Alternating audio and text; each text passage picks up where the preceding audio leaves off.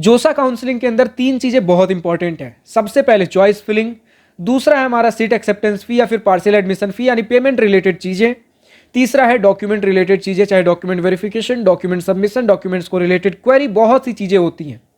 क्योंकि अगर भैया चॉइस फिलिंग ढंग से नहीं हुआ तो जो बेस्ट ऑप्शन हमें मिल सकता है वो हाथ में कभी नहीं आएगा, तो फिर इस पूरे प्रोसेस का कोई मतलब ही नहीं है। चलो चॉइस फिलिंग सही से हो गया, लेकिन अगर पेमेंट में कहीं कुछ दिक्कत होता है, पेमेंट अगर अटक जाता है, पेमेंट सही समय पे नहीं हो पाता, पेमेंट हो ही नहीं पाता है, सीट हाथ में आया हुआ कैंसिल हो जाएगा।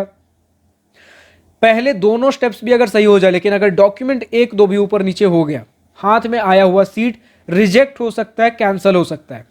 तो हमने चॉइस फिलिंग और आपके सीट एक्सेप्टेंस फी, पार्शियल एडमिशन फी, इसके ऊपर ऑलरेडी बहुत से वीडियोज अपलोड कर रखे हैं ताकि सारे इंफॉर्मेशन आपके पास पहले से हो, सारे प्रोसेस आपको कुछ नए नए से ना लगे, सारी जितनी जानकारी आपको चाहिए ऑलरेडी लगे भैया हमें सब कुछ पता है, ताकि आराम से हम अपने प्रोसेस को बिना किसी झिझक के साथ फॉलो कर सकें, सब कुछ हम कंप्लीट कर सकें। इसी के तहत अब कुछ जान लेते भैया डॉक्यूमेंट से रिलेटेड चीजें, चाहे आपके कौन से डॉक्यूमेंट्स लगेंगे, कब सबमिट करना है। अगर आज हमारे पास अभी कोई डॉक्यूमेंट नहीं है, हमें समय मिलेगा कि नहीं डॉक्यूमेंट्स वगैरह हमें अपलोड करने का, बनाने का। फिर अगर आप देख लो तो भैया अगर डॉक्यूमेंट्स में कुछ क्वेरी आती है, क्वेरी रेज करते हैं, उसका रिप्लाई कैसे करना है, उसमें अगर कुछ लेट हो गया तो क्या हो सकता है। डॉक्यूमेंट वेरिफिकेशन जोसा जो करता है, डॉक्यूमेंट वेरिफिकेशन जो फिजिकल रिपोर्टिंग के दौरान होगी इंस्टीट्यूट के अंदर, सब कुछ डॉक्यूमेंट्स को लेकर आज के इस वीडियो में हम समझेंगे। सो हाय, दिस इज प्रभात रंजन, स्वागत करता हूं आज के इस नई यूट्यूब वीडियो में, जिसमें हम समझेंगे जोसा काउंसलिंग के डॉक्यूमेंट से रिलेटेड सारी चीजें, चाहे वो कौन से डॉक्यूमेंट्स है, डॉक्यूमेंट वेरिफिकेशन जोसा काउंसलिंग के वेबसाइट पे, या फिर डॉक्यूमेंट वेरिफिकेशन आपके इंस्टीट्यूट में फिजिकल रिपोर्टिंग के दौरान डॉक्यूमेंट्स को लेकर कुछ क्वेरी रेज किया जाए, उसका रिप्लाई कैसे करना, रिप्लाई रह जाता है क्या, सारी चीजें सब कुछ हम समझने की कोशिश करेंगे। और कुछ कॉमन मिस्टेक जो स्टूडेंट्स हर साल करते हैं, जिसकी वजह से सीट्स कैंसिल होते होते बच जाते हैं, फिर कईयों के सीट्स कैंसिल हो भी जाते हैं। तो सबसे पहले अगर समझिए भैया डॉक्यूमेंट्स कौन से लगते हैं। अब आपको जोसा के इंफॉर्मेशन ब्रोशर पीडीएफ में अगर देखोगे तो 2 लिस्ट मिलेगा, एक आईआईटी सिस्टम्स का मिलेगा, आईआईटी वाले इंस्टीट्यूट्स का, और एक एनआईटी प्लस सिस्टम्स यानी कि एनआईटी ट्रिपल आईटी जीएफटीआई का। दोनों में ही अगर देखोगे ऑलमोस्ट आपको कॉमन से चीजें देखने को मिलेंगी। डॉक्यूमेंट्स ऑलमोस्ट दोनों में सिमिलर है, बस जेईई मेन का कुछ एडमिट कार्ड वगैरह हो गया, तो ये कुछ चीजें हैं तो हैं, वरना अगर आप डॉक्यूमेंट्स का लिस्ट अगर देख लो, बाकी सारे डॉक्यूमेंट्स बताऊंगा जो कि आपके आईआईटी के लिए भी वैलिड है, एनआईटी, ट्रिपल आईटी, जीएफटीआई सभी के लिए वैलिड है। ठीक है, तो वो कॉमन लिस्ट जो हमारे पास है, सबसे पहले भैया एक डेट ऑफ बर्थ प्रूफ आपको चाहिए, जिसके लिए या तो आप क्लास 10 का मार्कशीट सबमिट कर सकते हो, आधार कार्ड सबमिट कर सकते हो, या फिर बर्थ सर्टिफिकेट। तीनों में से कोई भी एक डॉक्यूमेंट सबमिट करिए डेट ऑफ बर्थ के प्रूफ के लिए। उसके बाद आप दूसरा डॉक्यूमेंट दोगे class 12 marksheet and passing certificate, as आपका जो क्वालिफाइंग एग्जामिनेशन जो कि क्लास 12 होता है, उसका आपको मार्कशीट, क्लास 12 का मार्कशीट और पासिंग सर्टिफिकेट देना है। तीसरा आपका admit card for JEE main, जिस साल का भी आप अगर जोसा 2025 के लिए देख रहे हो, देन जेईई मेन 2025 का एडमिट कार्ड दोगे। ठीक है, ये एनआईटी प्लस सिस्टम्स के लिए। आईआईटी वाली लिस्ट में मुझे admit card of JEE main देखने को नहीं मिला, इतना सा डिफरेंस था, बट आप हैंडी रखिए, admit card of JEE main ready रख सकते हो।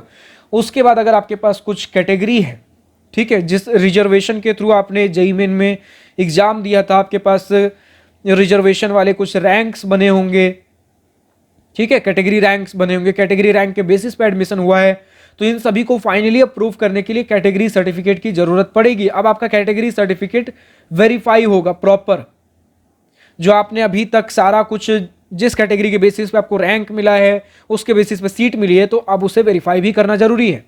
तो चाहे आपका SC, ST, OBC, NCL, general, EWS कुछ भी इस प्रकार का कैटेगरी था, देन आप अपना कैटेगरी सर्टिफिकेट सबमिट करते हो। अगर ओबीसी, एनसीएल या फिर जनरल, ईडब्ल्यूएस कैटेगरी है, देन आप जिस साल भी सबमिट कर रहे हो, जैसे जोसा 2025 के लिए देख रहे हो, देन 1 अप्रैल 2025 के बाद का डॉक्यूमेंट बना हुआ होना चाहिए। ठीक है, सिंपल सा फैक्ट है, जिस साल भी आप देख रहे हो उस साल के 1 अप्रैल के, जिस साल भी आप सबमिट करने वाले डॉक्यूमेंट उस साल के 1 अप्रैल के बाद का डॉक्यूमेंट होना चाहिए। ठीक है, अब अगर हम बात कर लें कि जो भी हमारे कास्ट होते हैं, चाहे वो एससी कास्ट हो जाए, एसटी कास्ट हो जाए, ओबीसी वगैरह हो जाए, ये सारे कास्ट आपके स्टेट लिस्ट की बजाय सेंट्रल लिस्ट के अंदर होना चाहिए। ठीक है, अब सेंट्रल लिस्ट का, जैसे ओबीसी अगर आप हो तो ओबीसी का सेंट्रल लिस्ट निकालिए और देखिए कि आपके कास्ट सर्टिफिकेट के ऊपर जो कास्ट लिखा गया है, सिंपली सर्च कर सकते हो, आपके कास्ट सर्टिफिकेट में जो कास्ट लिखा गया है वो सेंट्रल लिस्ट में, गवर्नमेंट के सेंट्रल लिस्ट में उस कास्ट को सर्च करिए, गूगल पे सिंपली सर्च कर सकते हो, लिस्ट मिल जाएगा, देखिए कि वो कास्ट उसके अंदर है कि नहीं है। आमतौर पे जो आपको कास्ट सर्टिफिकेट्स वगैरह मिलते हैं, ज्यादातर मैक्सिमम केसेस में सारे सेंट्रल लिस्ट के अंदर होते हैं, लेकिन कुछ ऐसे कास्ट हो सकते हैं जो सिर्फ आपका स्टेट रिकॉग्नाइज करता हो, सेंट्रल गवर्नमेंट उसे रिकॉग्नाइज नहीं करती हो उस पर्टिकुलर कास्ट, SC ST के अंदर, OBC के अंदर। तो वो चीजें ध्यान दीजिए, जो भी कास्ट है वो सेंट्रल लिस्ट के अंदर होगा तो ही आपका वो कास्ट सर्टिफिकेट वैलिड है। नेक्स्ट अगर हम बात कर ले कि अगर आप PWD कैंडिडेट हो, खुद को PWD डिक्लेयर करते हो, देन उसका आपके पास डॉक्यूमेंट प्रॉपर प्रूफ होना चाहिए। आपने जिस भी बैंक अकाउंट से सारे पेमेंट्स किए हैं उसका आपके पास एक, या तो उस बैंक अकाउंट का एक चेकबुक का क्रॉस चेकबुक ले सकते हो, ठीक है, एक चेकबुक लेकर, एक चेक लेकर उसे कट करके उसे सबमिट कर सकते हो, या फिर अपना पासबुक का फोटो आप अपलोड कर सकते हो, ठीक है। जहां कहीं भी आपके बैंक अकाउंट डिटेल्स होते हैं ना, सिर्फ जोसा के लिए नहीं है, जहां पर ऐसे बैंक अकाउंट डिटेल्स का कुछ प्रूफ आपको चाहिए होता है, देन या तो पासबुक का फोटो अटैच करते हो, देन या फिर आप चेकबुक को एक क्रॉस करके उसका फोटो अपलोड करते हो। नेक्स्ट अगर हम बात कर ले भैया, नेक्स्ट डॉक्यूमेंट मेडिकल सर्टिफिकेट। यहां पे कई सारे स्टूडेंट्स कंफ्यूज होते हैं, भैया मेडिकल सर्टिफिकेट किससे बनवाना है, किस फॉर्मेट में बनवाना है। तो अगर आपको चाहिए कि हो सकता है आपका जो डॉक्टर जिससे आप बनवा रहे हो उसका सर्टिफिकेट का फॉर्मेट चलेगा या नहीं चलेगा, उसके लिए जोसा ने ऑलरेडी अपना एक फॉर्मेट दिया हुआ है। जोसा के बिजनेस रूल्स वाले इंफॉर्मेशन ब्रोशर को अगर देखोगे, उसके अंदर आपको एनेक्जर 3 या फिर मेडिकल सर्टिफिकेट सर्च करोगे, जितना मैं देख पा रहा हूं एनेक्जर 3 में ही आपको, एनेक्जर 7 में आपको मेडिकल सर्टिफिकेट देखने को मिल जाएगा। पूरा फॉर्मेट है, जस्ट उस फॉर्मेट को उसे प्रिंट करा के अपने किसी मेडिकल सर्टिफिकेट जिससे आप बनवाने वाले हो डॉक्टर के पास, उन्हें ले जाकर दे दीजिए कि आप जो भी चेक वगैरह करना है करके इसी में आप फिल कर दीजिए, उसका फोटो आप अपलोड कर सकते हो। दूसरी बात, किन से बनवाना है मेडिकल सर्टिफिकेट, जरूरी नहीं, लोगों को लगता है भैया सिर्फ गवर्नमेंट डॉक्टर से ही बन सकता है, नहीं, गवर्नमेंट डॉक्टर से भी बन सकता है, प्राइवेट से भी बन सकता है, किसी से भी बनवा सकते हो। बात इतनी है कि वो एक रजिस्टर्ड मेडिकल, एग्जैक्ट अगर मैं टर्म देख लूं, प्रैक्टिशनर होना चाहिए, मतलब रजिस्टर्ड एक डॉक्टर होना चाहिए, ठीक है, गवर्नमेंट ऑथराइज्ड, गवर्नमेंट वेरीफाइड। लेकिन जरूरी नहीं कि वो किसी गवर्नमेंट हॉस्पिटल में काम कर रहे हो तो ही वैसी डॉक्टर, नहीं, बस एक रजिस्टर्ड डॉक्टर हैं, उनका आप, उनसे आप मेडिकल सर्टिफिकेट बनवा सकते हो। तो ये सारे कुछ डॉक्यूमेंट्स एक बार वापस से और चेक कर लो, और कुछ डॉक्यूमेंट्स रह गए हों। आपके पास 2 डॉक्यूमेंट्स हैं, एक OCI certificate, PIO card if applicable, तो ये आप सर्च कर सकते हो, इसके बारे में मैंने ज़्यादा डिटेल ऐसा कुछ सर्च नहीं किया। Passport, citizenship certificate if applicable, तो ये सारे डॉक्यूमेंट्स आमतौर पे आपको नहीं लगते हैं ज़्यादातर केसेस में यूजुअल स्टूडेंट्स को, बाकी आप सर्च कर सकते हो अगर कोई स्पेशल कैंडिडेट आपको, क्योंकि अगर आप वैसे कोई कैंडिडेट होगे ये सारे सर्टिफिकेट्स कहीं ना कहीं यूज करते रहते होगे, तो उसके बारे में आपको पता होगा, सर्च कर सकते हो अगर वैसा कुछ है। लेकिन यूजुअल केस में एक नॉर्मल इंडियन सिटीजन के लिए, नॉर्मल एक स्टूडेंट के लिए ये सारे डॉक्यूमेंट्स की रिक्वायरमेंट नहीं होती है, ठीक है। तो डॉक्यूमेंट्स के लिस्ट में तो ये था भैया। अब ये सारे डॉक्यूमेंट्स आप जोसा के रजिस्ट्रेशन के समय ही अपलोड करते हो, लेकिन हो सकता है कोई डॉक्यूमेंट्स अभी भी आपके पास बने हुए ना हो, तो आप फॉर्म वगैरह सबमिट कर सकते हो कि मैं जब भी मेरा पहला कभी भी सीट अलॉट होगा, राउंड 1 राउंड 2 कभी भी सीट अलॉट होगा, उससे पहले पहले मैं ये सारे डॉक्यूमेंट्स भर दूंगा, उस समय तक भर दूंगा। तो आप वो सारी चीज़ें लिख कर देते हो, तो जब भी आपको पहली बार आपको कोई सीट अलॉट होता है, उस समय आपको फिर से मौका मिलता है भैया कि अगर कुछ डॉक्यूमेंट्स रह गए थे आप उसे अभी अपलोड कर सकते हो, ठीक है। जिस समय भी आपके सारे डॉक्यूमेंट्स अपलोड हो जा, जब भी पहली बार आपको किसी भी राउंड में कोई सीट अलॉट हो चुका है, उसके बाद आप देखो, वापस एक लाइन में मैं बोलना चाह रहा हूं कि जिस भी राउंड में, जोसा के जिस भी राउंड में आपको पहली बार सीट अलॉट हुआ है, उस समय आपका चालू होता है यह सीट एक्सेप्टेंस फी, डॉक्यूमेंट वेरिफिकेशन का प्रोसेस। लेकिन इसके लिए सबसे पहले किस स्टेप्स के थ्रू गुजरेंगे, सबसे पहले आपका किसी भी राउंड में सीट अलॉट होगा, मतलब पहली बार कोई सीट अलॉट हो चुका है, मुझे किसी इंस्टीट्यूट में कोई ब्रांच मिल चुका है। अब क्या होगा कि अगर कोई डॉक्यूमेंट्स पेंडिंग थे अपलोड करना, वो आप डॉक्यूमेंट अभी अपलोड करके फाइनल फिनिश करोगे, उसके बाद आप सीट एक्सेप्टेंस फी पे करोगे। जब तक सीट एक्सेप्टेंस फी पे नहीं कर देते तब तक आपका डॉक्यूमेंट वेरिफिकेशन का प्रोसेस चालू नहीं होगा, ठीक है। एक बार डॉक्यूमेंट वेरिफिकेशन का प्रोसेस चालू हो जाता है, उसके लिए वापस से सीट एक्सेप्टेंस, आपने क्या किया, सीट अलॉट हुआ किसी भी राउंड में, उसके बाद आपने भैया बचे हुए कुछ अगर डॉक्यूमेंट्स रह गए थे वो अपलोड किए, सीट एक्सेप्टेंस फी पे किया, फिर डॉक्यूमेंट वेरिफिकेशन का प्रोसेस चालू हुआ। अब डॉक्यूमेंट वेरिफिकेशन यूजुअली 1 से 2 दिन ले लेता है। बहुत से स्टूडेंट्स घबरा जाते हैं, भैया मेरे फ्रेंड का आ चुका है कि उसका सारा डॉक्यूमेंट सही है या फिर कुछ तो रिस्पॉन्स आया है, लेकिन मेरा अभी तक कुछ नहीं आया, मेरा अभी भी वैसी प्रोसेसिंग वगैरह कुछ दिखा रहा है, तो कहीं मेरा कुछ अटक तो नहीं गया। किसी का अटकता नहीं है, ठीक है। लास्ट दिन से पहले पहले सभी का हो जाता है। दिक्कत यह है किसी का आज होगा, किसी का कल, किसी का परसों, क्योंकि जैसे जैसे लोगों का जैसे लाइन में लगा हुआ है उसी ऑर्डर में चीजें होते रहती हैं, तो समय लग जाता है कई बार, ठीक है। तो घबराने की जरूरत नहीं है। थोड़ा हड़बड़ाहट होता है कि भैया मेरे फ्रेंड का आ चुका, मेरा अभी तक नहीं आया, धीरे धीरे 1 2 3 दिनों के अंदर सबका आ जाता है। अब आने का मतलब क्या है, एक रिप्लाई आएगा, या तो आपके सारे डॉक्यूमेंट सही होंगे वरना उसके अंदर कुछ इशू होगी। अगर कुछ इशू, सब कुछ अगर डॉक्यूमेंट सही है तब आपको घबराने की कोई बात नहीं है। फिर आपका आगे फ्रीज, फ्लोट, स्लाइड वगैरह का ऑप्शन आगे चलता रहेगा, जिसके ऊपर एक अलग सेपरेट वीडियो लेकर आएंगे इसके अंदर क्या कुछ ब्लंडर होता है। चिंता मत करिए, आपका पहला राउंड जब भी फ्रीज, फ्लोट, स्लाइड वगैरह चालू होगा उससे पहले पहले वीडियो बन जाएगा। लेकिन अगर डॉक्यूमेंट सारा कुछ सही नहीं है तो वहां पर कुछ इशू बताया जाएगा, कुछ क्वेरी रेज होगा, देन उस क्वेरी का आपको समय रहते रिस्पॉन्स देना होता है। सारे डेडलाइंस आपको किस राउंड का लास्ट डेट, हर राउंड का एक डेडलाइन होता है।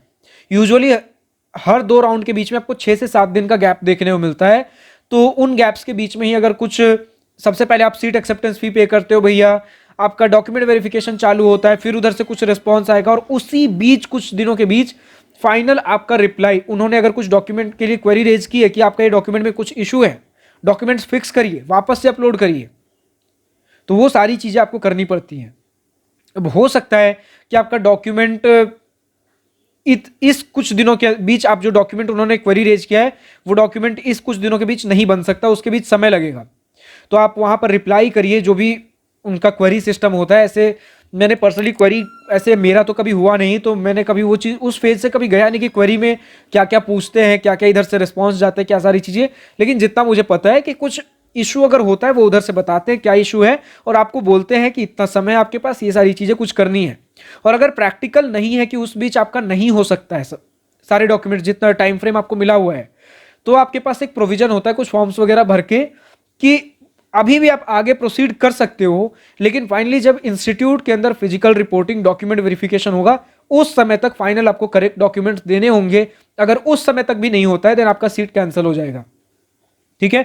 इसीलिए बोला जाता है जो भी डॉक्यूमेंट्स वगैरह हैं, ये सारी चीजों के बारे में पहले से पता करके रखिए। जोसा काउंसलिंग चालू होने से पहले उन डॉक्यूमेंट्स के सारे प्रोसेसेस वगैरह सब कुछ फुलफिल करके रखिए, डॉक्यूमेंट सारे सही रखिए, ताकि आपका सारा कुछ स्मूथली आगे फॉलो हो जाए। क्योंकि अगर डॉक्यूमेंट्स देखो, देन क्लास 10 मार्कशीट, आधार कार्ड, बर्थ सर्टिफिकेट के अंदर कुछ गड़बड़ हो नहीं सकता, क्लास 12 मार्कशीट और पासिंग सर्टिफिकेट के अंदर कुछ गड़बड़ हो नहीं सकता, आपके कैटेगरी सर्टिफिकेट के अंदर कुछ दिक्कतें हो सकती हैं, आपका पीडब्ल्यूडी सर्टिफिकेट में कुछ दिक्कत हो सकता है, आपका बैंक पासबुक चेक वगैरह में कुछ इशू हो नहीं सकता। और अगर होता भी, अगर बोला जाए कि दूसरा बैंक का चाहिए, वो तो इमीडिएटली हम तुरंत अपलोड कर सकते हैं। अगर मेडिकल सर्टिफिकेट में कुछ इशू हुआ, तुरंत जाके हम कुछ बनवा सकते हैं अगले दिन, उसमें 1 से 1.5 घंटे का समय लगता है। जब इन सभी चीजों में दिक्कत नहीं है, सिर्फ दिक्कत कहाँ आता है भैया, हमारे कास्ट सर्टिफिकेट या फिर पीडब्ल्यूडी सर्टिफिकेट। तो पीडब्ल्यूडी वाले जो स्टूडेंट्स हैं वो यूजुअली कई बार इन सभी स्टेप से गुजरे होते हैं, उन्हें पहले से पता रखना होगा। अपने डॉक्टर्स वगैरह से कंसल्ट कर सकते हो भैया कि आमतौर पे ऐसे इंस्टीट्यूट्स में, और 40% रूल आप जानते हो जोसा के अंदर होता है 40% डिसेबिलिटी का। तो इन सभी चीजों के बारे में पहले से पता करके रखिए, रेडी डॉक्यूमेंट्स पहले से रखिए। बात रहा भैया जहां पे सबसे बड़ा इशू, जहां टाइम लग सकता है आपके कैटेगरी सर्टिफिकेट, कास्ट सर्टिफिकेट को बनवाने में, तो ये सारे ऐसे डॉक्यूमेंट्स हैं जो कि आप किसी भी जानकार आदमी से पहले से ही कंसल्ट कर सकते हो। यहां पर किसी इंस्टीट्यूट से कांटेक्ट करने की आपको जरूरत नहीं है। सिंपली आपको पता होना चाहिए कि मेरा कास्ट आपके सेंट्रल लिस्ट के अंदर होना चाहिए, दैट्स इट। अब कैसे बनवाना है, फॉर्मेट क्या होगा, वो आपका अपना स्टेट का होता है, प्रॉपर फॉर्मेट रेडी रखिए, ठीक है। इतना सिंपल सा प्रोसेस है, ज्यादा कुछ चीजें हैं नहीं। डॉक्यूमेंट्स रेडी रखना है, क्वेरी अगर कुछ रेज होता है तो उस बीच आपको सारी चीजें फुलफिल करनी है। 1-2 डॉक्यूमेंट्स या तो आपके कैटेगरी सर्टिफिकेट में चीजें अटकेंगी जिसमें समय लग सकता है, तो ये पहले से आपको करके रखना था। कुछ दिक्कत होता है आप टाइम वगैरह मांग सकते हो, देखिए जोसा से किस तरीके का रिप्लाई क्वेरी सिस्टम होता है। बाकी सीट कैंसिल तब होगा अगर उन्होंने कुछ क्वेरी रेज किया और इधर से आपने समय रहते कुछ रिप्लाई नहीं किया। समय रहते क्या होता है भैया, जिस राउंड में भी क्वेरी रेज हुआ है, राउंड 1 में अगर क्वेरी रेज हुआ है, देन राउंड 2 चालू होने से 1 दिन पहले पहले तक का आपका कुछ समय होता है, जिस समय आप उस क्वेरी का रिप्लाई करते हो। अगर रिप्लाई ही नहीं करते हो, कुछ रिस्पॉन्स नहीं जाता आपकी तरफ से, देन वो सीट कैंसिल हो जाता है। तो इस चीज़ का ध्यान जरूर रखें कि आप रेगुलर बेसिस पे अपना पोर्टल चेक करते रहे। अगर कुछ क्वेरी आया है तो उसका रिस्पॉन्स या तो सही डॉक्यूमेंट या फिर एक्चुअल जो प्रैक्टिकल रिस्पॉन्स जो कुछ हो सकता है आप अपने एंड से दे सकते हो। ठीक है, ये सारी चीज़ें हैं।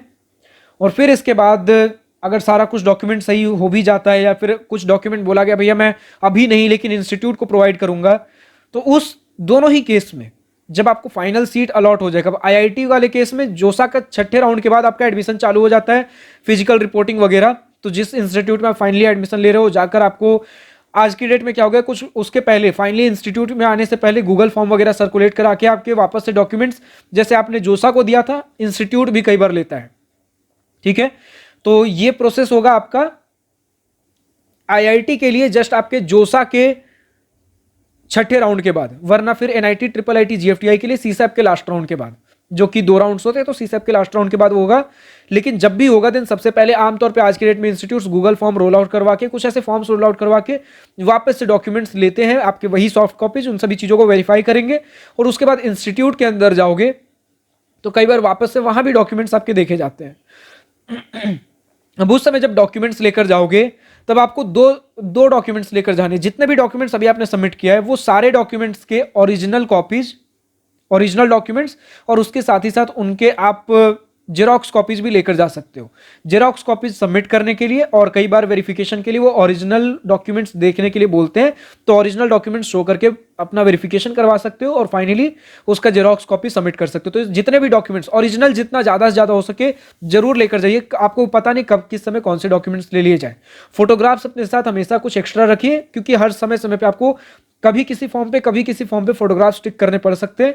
तो उन चीजों के लिए हमेशा रेडी रहिए। अपने पैन कार्ड, आधार कार्ड, इन सभी का कम से कम 4 से 5 कॉपी हमेशा कैरी रखिए। 5 से 10 कॉपी भी हो कोई दिक्कत नहीं है, आज नहीं कॉलेज के दौरान 4 साल में कभी ना कभी कुछ ना कुछ समय पे काम आते रहेगा। ठीक है, यही सारी कुछ चीजें थी। बाकी एक बार आप सीट एक्सेप्टेंस फी, पार्शियल एडमिशन फी वगैरह सब कुछ पे कर देते हो, उसके बाद इंस्टीट्यूट के हाथ में जब चीजें चल जाती है तब इतना कुछ डेडलाइन का इशू नहीं होता। उस केस में सीट्स वगैरह कैंसिल नहीं होते। अगर आपके पास डॉक्यूमेंट्स हैं, कुछ दिन डिले हो गया सारी चीजें, उतना इंस्टीट्यूट से आप कम्युनिकेट करके चीजें और खुद पर्सनली अब इंस्टीट्यूट विजिट करके सारी चीजें आप अपनी सॉर्ट आउट कर सकते हो। फिलहाल आज की इस वीडियो में इतना ही।